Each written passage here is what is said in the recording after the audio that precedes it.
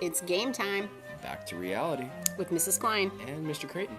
And we are here today with your Chapter 10, Lesson 3 podcast entitled Plague and the 100 Years' War.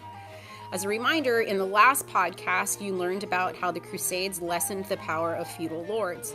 In this podcast, you're going to learn about events in Europe that weakened feudalism even more. Okay, all right. There are vocabulary terms and words that you're going to need to be familiar with because, of course, we're going to have a podcast quiz coming up. The words this time around are bubonic plague, 100 Years' War, Joan of Arc, and longbow. A reminder that when you hear this sound, you've heard a vocabulary word in the podcast. Just a reminder, the big idea for this unit, conflict brings about change. The first essential question, what impact did feudalism have on medieval Europe? Number 2, how important is keeping order? Number 3, how do civilizations change and adapt after conflict? And finally, how does religion play an important role in shaping civilizations? All right, our first section is titled The Plague. You can find this in your textbook. Hopefully you're following along on pages 333 to 334. The question you guys should be thinking about, how did the bubonic plague affect Europe in the 1300s? In the 1300s, the bubonic plague struck Europe. Before the end of the century, this deadly disease had killed about 1/3 of all Europeans and tens of millions of people worldwide. Dang, that's a lot of people. A lot of people. Okay, the plague reached Europe in 1347. A trading ship brought the disease to Italy. From there, it spread along European trade routes to France, Germany, and England. A bacteria carried by fleas caused the plague. Infected fleas attached themselves to rats. From rats, the fleas jumped to people. When fleas bit humans, people quickly became sick. About half of those who got the disease died, usually within days. The plague caused a sharp drop in population in Europe. The loss of so many people upset daily life and made the world seem less orderly and safe. The drop in population also affected the economy. Europe had fewer workers. In many places, workers were so scarce that laborers demanded and got much higher pay for their work. Okay, you should be able to answer this question now, you guys. What were 2 ways the plague affected Europe? Our next section, the 100 Years' War. You can find this on pages 335 and 336 of the textbook. The question you guys should be thinking about, who fought in the 100 Years' War?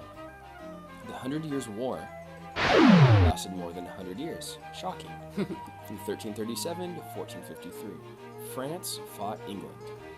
The war was not one long battle, but a series of shorter conflicts. At times, the fighting stopped because of peace agreements, the plague, and other events. The war had many causes. The King of France wanted control of the land in southern France claimed by the King of England. The French king made the English angry by arresting English merchants and interfering with England's trade with the continent. Fighting began in 1337 after the English king declared himself the true King of France. He based his claim to the French throne on the fact that he was nephew of the last French king. At first, the war went well for England. The English won several major battles. By 1422, their armies had gained control of much of France. In 1429, however, the war turned in France's favor. Led by Joan of Arc, the French defeated the English in a battle at Orleans. Inspired by this victory, the French fought harder. By 1453, they had forced the English out of France, ending the war. Before the 100 Years' War, knights on horseback fought each other face to face, with swords, axes, and lances. During this war, however, new weapons changed the way armies fought. With the longbow, an archer could shoot large arrows, at the enemy from great distances. French soldiers found new uses for the gunpowder invented by the Chinese. On the battlefield, they won many battles by firing artillery, which are large guns loaded with gunpowder. Okay, you guys answer this question right now. What new weapons were used in the 100 Years' War? All right, our final section is Early Modern Europe Emerges. You can find this on page 336 and 337 of the textbook. How did social and political structures of medieval Europe change? Part of how historians define the end of the Middle Ages is the end of feudalism. European towns grew and sought more stability. Strong monarchies could provide stability, and towns became centers of support for the monarchies. After the Hundred Years' War, monarchies in Europe grew stronger. The French king no longer had to worry about the English king claiming his throne.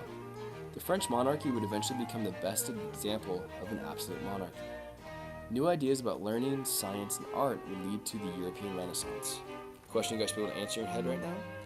How did life change during the Middle Ages? Okay, as a reminder, we've got those podcast quiz coming up, and here are your vocabulary terms this time: bubonic plague, 100 Years' War, Joan of Arc, and longbow.